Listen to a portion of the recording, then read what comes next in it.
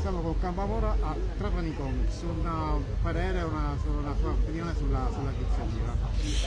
Per me il Trapani Comics è sempre un appuntamento importantissimo, non solo perché sono trapanese e perché faccio questo mestiere ormai da un po' di anni, ma anche perché è un evento che non c'era quando io ero piccolo, e quindi adesso in età adulta rivedere tutta questa gente, tanta gente che viene da tante parti dell'Italia, tanti professionisti, tanti illustratori, tanti fumettisti, incontrarsi qui alla Villa Margherita è un qualcosa che non avrei mai creduto fino a qualche anno fa che potesse avvenire in una città come Trapani.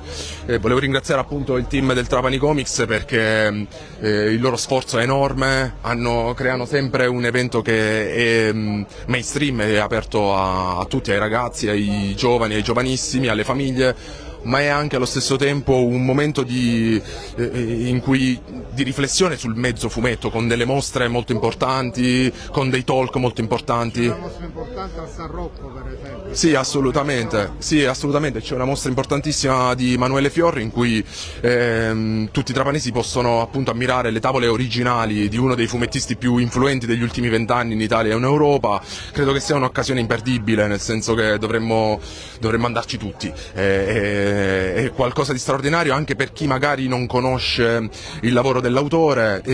Questo pomeriggio alle 5 avrò un talk con Manuele Fior, ci sarà un breve dialogo tra di noi. Per chi non dovesse conoscerlo sarà l'occasione per approfondire il suo lavoro. Chi invece già conosce i suoi libri, i suoi fumetti, ha avuto l'opportunità di leggerlo, è un modo appunto per entrare all'interno del suo mestiere, quindi credo che sia un'opportunità veramente unica per la città di Trapani. Ripetiamo l'appuntamento perché Questo pomeriggio alle 5 qui in Villa Margherita con Manuele Fior. No, al Museo San Rocco, ma... No, in Villa Margherita. Al Museo San Rocco domani alle 11 ci sarà una visita guidata alla mostra con l'autore stesso.